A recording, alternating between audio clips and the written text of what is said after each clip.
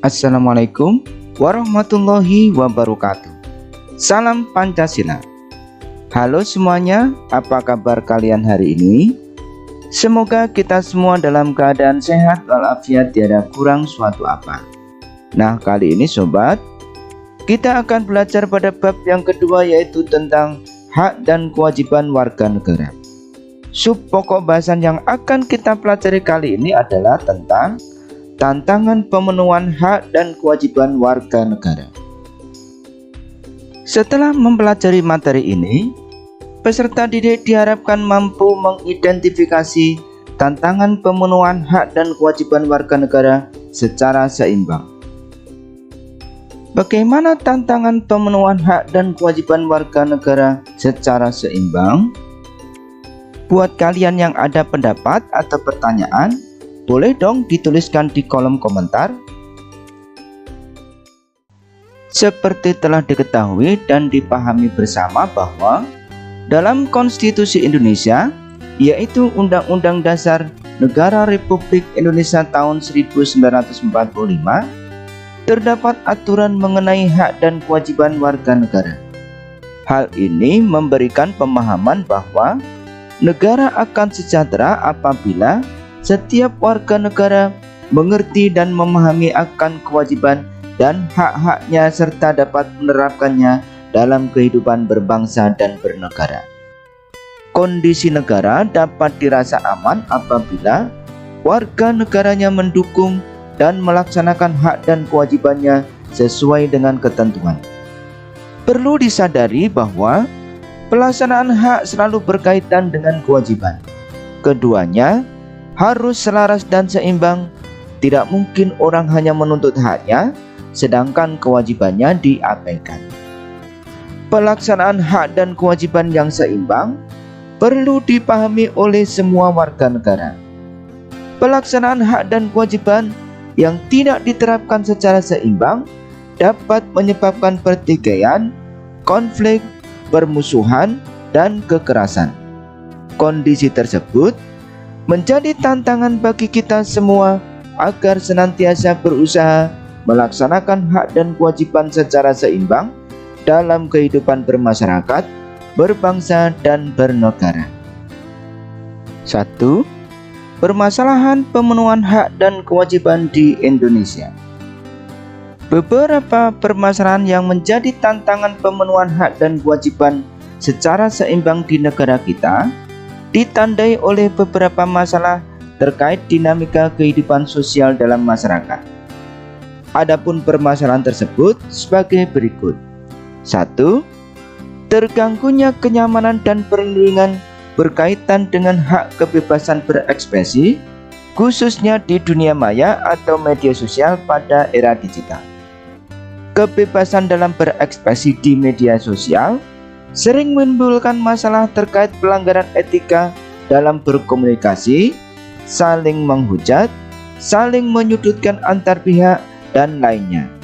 Hal ini terjadi sebagai dampak dari era keterbukaan, sehingga seseorang dapat dengan bebas mengekspresikan dirinya tanpa melihat dan mempertimbangkan perasaan orang lain. 2. Masih terdapat tindak kekerasan di berbagai sektor kehidupan masyarakat. Tawuran antar pelajar, aksi perundungan atau bullying di sekolah, serta konflik yang menyebabkan terganggunya keamanan, serta contoh peristiwa lain yang mengganggu dan mengabaikan pemenuhan hak dan kewajiban warga negara. 3. Masih terdapat masyarakat yang tidak mentaati peraturan lalu lintas, misalnya tidak mematuhi rambu-rambu lalu lintas, tidak mengenakan helm, dan tidak memiliki surat izin mengemudi atau SIM saat berkendara. 4. Terdapat alih fungsi lahan hutan lindung menjadi perkebunan yang dilakukan oleh sebagian masyarakat dan perusahaan yang mengakibatkan terganggunya ekosistem flora dan fauna dalam hutan. Beberapa permasalahan yang disebutkan di atas mengganggu upaya pemenuhan hak dan kewajiban di negara kita. Oleh karena itu, kita sebagai warga negara dapat berpartisipasi dalam upaya menegakkan hak dan kewajiban dengan berusaha mentaati norma dan peraturan yang berlaku dalam masyarakat. Perundungan atau bullying merupakan salah satu tindakan tidak terpuji dan merupakan salah satu pelanggaran hak asasi manusia. Oleh karena itu, kamu hendaknya berpartisipasi dalam mencegah tindakan perundungan. Kampanye anti perundungan seperti pada gambar di samping menunjukkan salah satu upaya yang dapat dilakukan untuk mengatasi perundungan di sekolah. 2. Upaya menghormati hak dan kewajiban warga negara. Hak dan kewajiban mempunyai keterkaitan satu sama lain, sehingga dalam pelaksanaannya harus dijalankan dengan seimbang. Sebagai anggota warga negara, hak merupakan segala sesuatu yang mutlak untuk diterima, bahkan sejak individu itu masih berada dalam kandungan atau sebelum ia lahir. Adapun kewajiban merupakan suatu keharusan bagi individu dalam melaksanakan perannya sebagai warga negara dalam upaya timbal balik terhadap hak yang ia peroleh. Pelaksanaan hak dan kewajiban yang tidak seimbang akan berpotensi menimbulkan permasalahan dalam kehidupan masyarakat, berbangsa, dan bernegara. Oleh karena itu, kita sebagai warga negara yang baik sudah semestinya berupaya untuk menghormati dan menghargai hak-hak orang lain dengan cara melaksanakan kewajiban kita di berbagai aspek kehidupan. Sebagai seorang anak, kamu harus taat dan patuh kepada orang tua sebagai balasan atas hak kasih sayang yang mereka berikan. Sebagai seorang pelajar, kamu hendaknya berupaya menghargai dan menghormati guru sebagai balasan hak kita dalam memperoleh pendidikan dan pengajaran. Beberapa upaya yang dapat kita lakukan agar hak dan kewajiban dapat dilaksanakan secara seimbang dalam kehidupan sehari-hari sebagai berikut. 1. Apabila ingin hidup sehat, kita wajib menjaga lingkungan dengan membuang sampah pada tempatnya. 2. Apabila ingin mendapatkan nilai bagus di sekolah, kita wajib belajar giat dan sungguh-sungguh. 3. Apabila ingin beribadah dengan tenang sesuai dengan keyakinan agama, kita wajib menghargai teman kita yang berbeda agama dan keyakinan dengan cara tidak mengganggu ibadah mereka. 4. Apabila ingin kehidupan berjalan dengan tertib dan aman, kita wajib mentaati peraturan dan hukum yang berlaku. 5. Apabila kita ingin dihargai oleh teman, kita wajib menghargai dan menolong teman yang membutuhkan. 6. Apabila kita ingin disayangi oleh orang tua dan keluarga, kita wajib patuh dan taat serta membantu orang tua dalam berbagai aktivitas di rumah. Dalam pelaksanaan hak dan kewajiban secara seimbang, diperlukan upaya menghormati hak dan kewajiban warga negara dalam kehidupan sehari-hari. Upaya tersebut sebagai wujud partisipasi dan dukungan kita terhadap terciptanya stabilitas keamanan guna mencapai pembangunan bangsa yang dicita-citakan. Adapun contoh wujud pemenuhan hak dan kewajiban dapat kamu amati pada gambar di samping. Pembangunan berbagai fasilitas umum disediakan sebagai pemenuhan hak warga negara. Setiap warga negara memiliki hak untuk menggunakan fasilitas umum yang sudah disediakan oleh pemerintah seperti pada gambar di samping.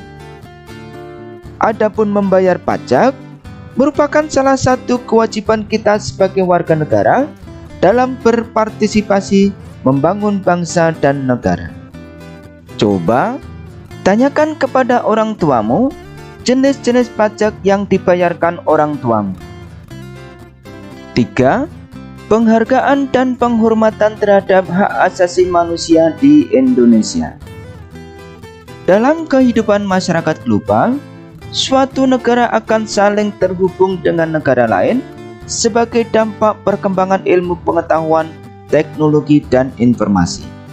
Hal tersebut dikenal dengan istilah globalisasi.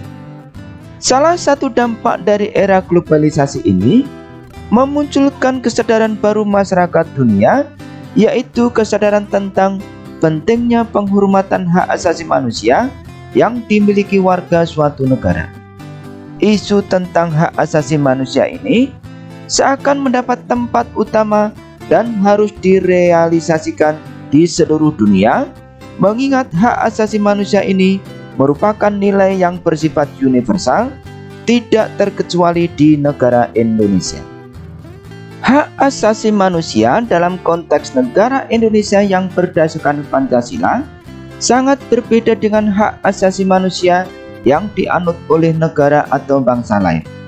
Misalnya, di negara demokrasi liberal lebih mementingkan kepentingan individu, sedangkan di negara Indonesia, nilai-nilai gotong royong menjadi ciri khas bangsa dalam memperkuat asas kerakyatan dan kebangsaan. Di Indonesia, kebebasan individu tidak lebih tinggi daripada kepentingan bersama atau kepentingan umum. Penghormatan hak asasi manusia di Indonesia tidak berangkat dari pemaknaan hak asasi manusia seperti di negara-negara yang menganut sistem demokrasi liberal.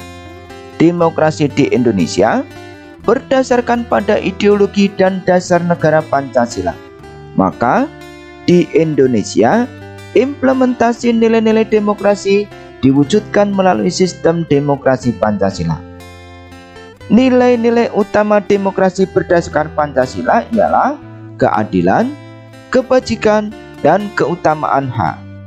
Nilai-nilai tersebut menjadi landasan untuk membentuk masyarakat Pancasila yang memuat karakter penghargaan dan penghormatan terhadap martabat kemanusiaan, berketuhanan, gotong royong, musyawarah, kekeluargaan, ketertiban, dan keamanan.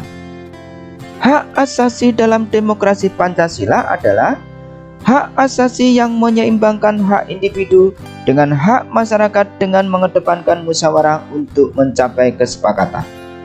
Dalam demokrasi berdasarkan Pancasila, harus dilakukan upaya menyeimbangkan antara kepentingan kebebasan individu warga negara dengan kepentingan umum atau kepentingan bangsa. Undang-Undang Nomor 39 Tahun 1999 tentang Hak Asasi Manusia. Pasal 1 berbunyi, hak asasi manusia sebagai perangkat hak yang melekat pada hakikat keberadaan manusia sebagai makhluk Tuhan Yang Maha Esa dan merupakan anugerahnya yang wajib dihormati, dijunjung tinggi, dan dilindungi oleh negara, hukum, pemerintah, dan setiap orang demi kehormatan serta perlindungan harkat dan martabat manusia. Hal tersebut menandakan bahwa kita sebagai manusia mempunyai hak yang sangat dilindungi oleh negara dan pemerintahan.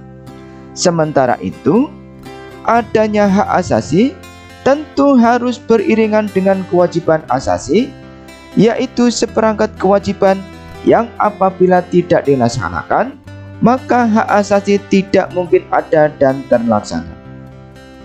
Sebagai negara hukum, Indonesia mengatur hak asasi manusia dalam Undang-Undang Dasar Negara Republik Indonesia tahun 1945. Pengaturan tersebut sebagai bentuk penghargaan dan penghormatan hak asasi manusia di Indonesia yang tentunya disertai dengan jaminan, pelaksanaan, dan perlindungannya. Rumusan peraturan hak asasi manusia di Indonesia tercantum dalam bab 10A Undang-Undang Dasar Negara Republik Indonesia tahun 1945, terutama pasal 28A sampai dengan 28C sebagai berikut. Pasal 28A berbunyi, setiap orang berhak untuk hidup serta berhak mempertahankan hidup dan kehidupannya. Pasal 28B ayat 1, setiap orang berhak membentuk keluarga dan melanjutkan keturunan melalui perkawinan yang sah. Ayat 2, setiap anak berhak atas kelangsungan hidup, tumbuh dan berkembang, serta berhak atas perlindungan dari kekerasan dan diskriminasi. Pasal 28C ayat 1. Setiap orang berhak mengembangkan diri melalui pemenuhan kebutuhan dasarnya, berhak mendapat pendidikan, dan memperoleh manfaat dari ilmu pengetahuan dan teknologi, seni dan budaya, demi meningkatkan kualitas hidupnya dan demi kesejahteraan umat manusia. Ayat 2. Setiap orang berhak untuk memajukan dirinya dalam memperjuangkan haknya secara kolektif untuk membangun masyarakat, bangsa, dan negaranya. Pasal 28D. 1. Setiap orang berhak atas pengakuan, jaminan, perlindungan, dan kepastian hukum yang adil serta perlakuan yang sama di hadapan hukum. 2. Setiap orang berhak untuk bekerja serta mendapat imbalan dan perlakuan yang adil dan layak dalam hubungan kerja. 3. Setiap warga negara berhak memperoleh kesempatan yang sama dalam pemerintahan. 4. Setiap orang berhak atas status kewarganegaraan. Pasal 28E. 1. Setiap orang bebas memeluk agama dan beribadat menurut agamanya, memilih pendidikan dan pengajaran, memilih pekerjaan, memilih kewarganegaraan, memilih tempat tinggal di wilayah negara dan meninggalkannya, serta berhak kembali. 2.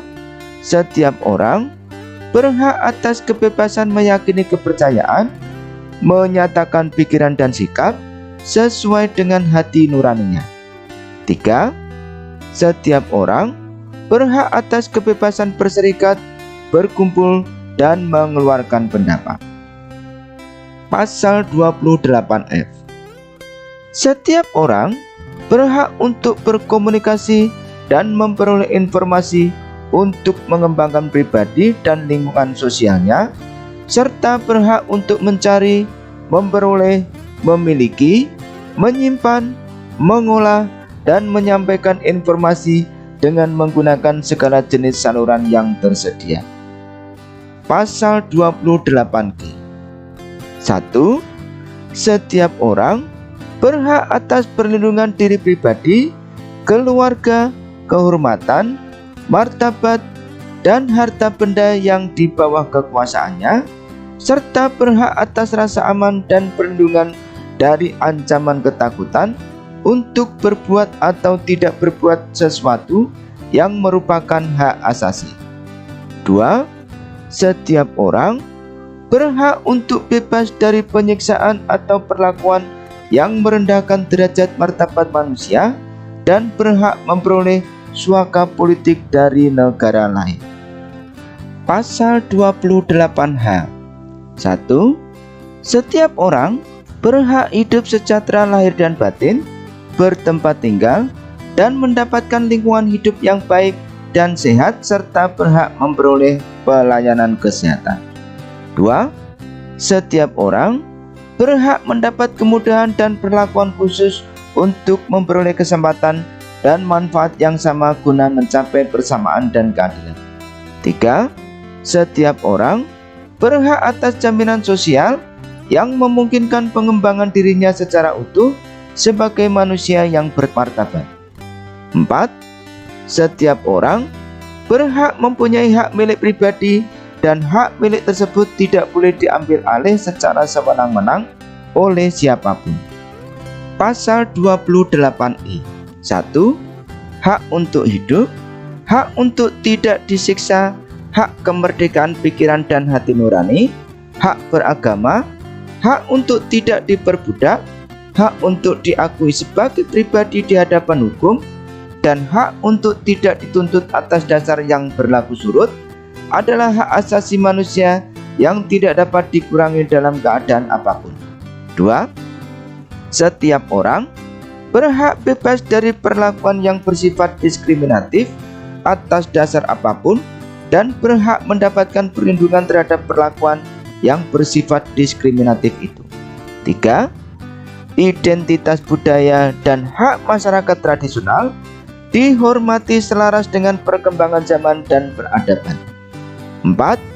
Perlindungan, pemajuan, penegakan, dan pemenuhan hak asasi manusia adalah tanggung jawab negara, terutama pemerintah.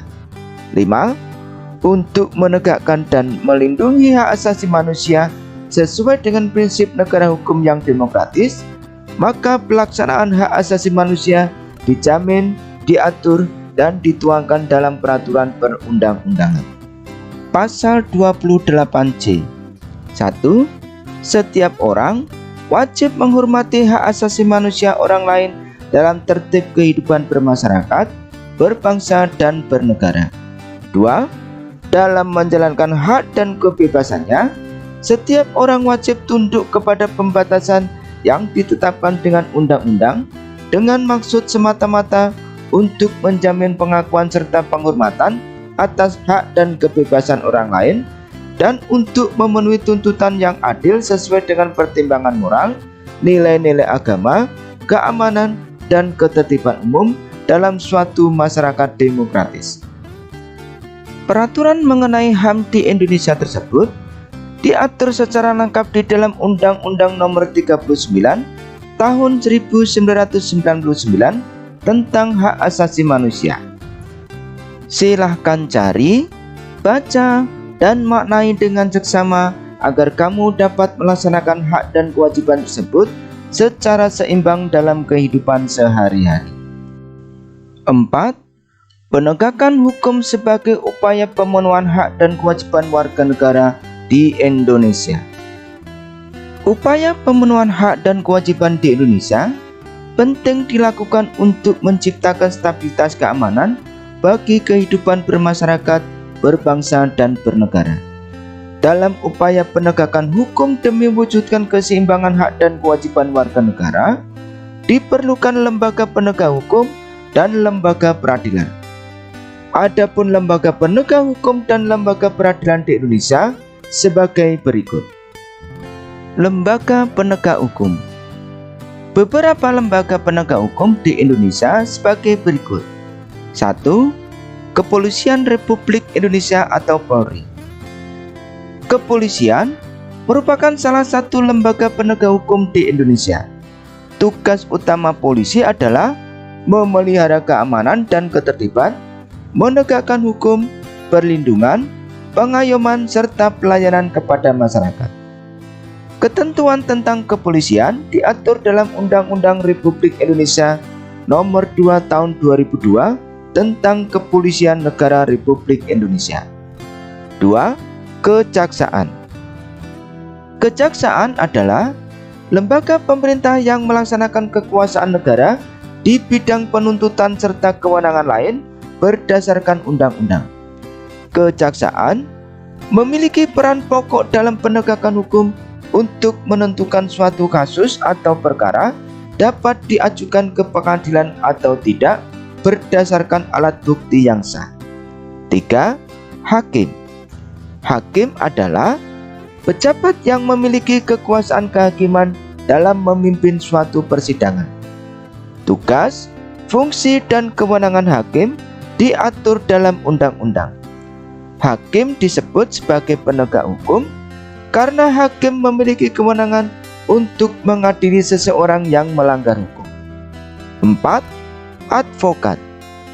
Advokat merupakan profesi seseorang yang memberikan jasa hukum dan bertugas menyelesaikan persoalan hukum bagi orang yang membutuhkan bantuan hukum dalam proses peradilan. Selain institusi atau lembaga tersebut, di Indonesia masih terdapat lembaga penegak hukum lain seperti Komisi Pemberantasan Korupsi atau KPK, Direktorat Jenderal Bea Cukai, Direktorat Jenderal Pajak, Direktorat Jenderal Imigrasi, dan lainnya yang memiliki kewenangan yang diatur dalam undang-undang. Lembaga peradilan. Lembaga peradilan di Indonesia merupakan lembaga di bawah kekuasaan yudikatif dalam sistem ketatanegaraan Republik Indonesia menurut Undang-Undang Dasar Negara Republik Indonesia tahun 1945 setelah perubahan. Kekuasaan yudikatif atau kekuasaan kehakiman yang dimaksud adalah Mahkamah Agung, Mahkamah Konstitusi, dan Komisi Yudisial. Adapun lembaga peradilan yang ada dalam sistem ketatanegaraan Republik Indonesia sebagai berikut. 1. Peradilan umum adalah lembaga di bawah kekuasaan kehakiman bagi masyarakat atau rakyat yang mencari keadilan. Apabila rakyat pada umumnya melakukan pelanggaran atau kejahatan, dalam peraturan dapat dihukum atau dikenai sanksi serta diadili pada lingkungan peradilan umum. Saat ini, peradilan umum telah ditetapkan dalam Undang-Undang Nomor 49 Tahun 2009 tentang Peradilan Umum, perubahan kedua atas Undang-Undang Nomor 2 Tahun 1986 tentang Peradilan Umum. Kekuasaan kehakiman pada lingkungan peradilan umum diselenggarakan pada pengadilan negeri, pengadilan tinggi, serta Mahkamah Agung yang berperan sebagai pengadilan negara tertinggi. 2. Peradilan agama adalah kekuasaan kehakiman yang merupakan kekuasaan untuk menyelenggarakan peradilan agama guna menegakkan hukum di Indonesia dan keadilan, jujur dan terpercaya. Peradilan agama menyelenggarakan penegakan hukum dan keadilan bagi rakyat pencari keadilan perkara tertentu antara orang-orang yang beragama Islam di bidang perkawinan, waris, wasiat, hibah, dan lain sebagainya. Kekuasaan kehakiman di lingkungan peradilan agama dilaksanakan oleh pengadilan agama atau pengadilan tinggi pertama, pengadilan tinggi agama atau pengadilan tinggi tingkat banding, dan pengadilan khusus. 3. Peradilan militer adalah lingkungan peradilan di bawah Mahkamah Agung yang melaksanakan kekuasaan kehakiman mengenai kejahatan-kejahatan yang berkaitan dengan tindak pidana yang dilakukan oleh militer. 4. Peradilan tata usaha negara adalah lingkungan peradilan di bawah Mahkamah Agung yang melaksanakan kekuasaan kehakiman bagi masyarakat atau rakyat yang mencari keadilan terhadap sengketa tata usaha negara. Peradilan tata usaha negara atau PTUN ini dibentuk dengan tujuan menjamin kedudukan warga masyarakat dalam hukum. Lembaga penegak hukum dan lembaga peradilan yang ada di Indonesia membuktikan bahwa negara kita menjamin upaya pemenuhan hak dan kewajiban bagi setiap warga negara. Oleh karena itu, setiap warga negara wajib menghormati dan mentaati peraturan serta hukum yang berlaku sesuai dengan ketentuan perundang-undangan. Upaya ini dilakukan sebagai bentuk tanggung jawab kita sebagai warga negara yang baik. Bagaimana sobat? Apakah kalian sudah memperoleh pengetahuan baru dan pengalaman belajar seputar tantangan pemenuhan hak dan kewajiban warga negara di video kali ini? Semoga saja penjelasan dalam video kali ini bermanfaat buat kalian ya. Jangan lupa bagikan linknya ke teman-temanmu yang ada di sosial media. Buat yang sudah menonton dari awal, boleh dong untuk memberikan like, comment, share, dan subscribe buat channel kita ini. Saya Ahmad Rifai pamit undur diri, dan jangan lupa belajar yang giat jika kita ingin menjadi orang sukses. Wassalamualaikum warahmatullahi wabarakatuh.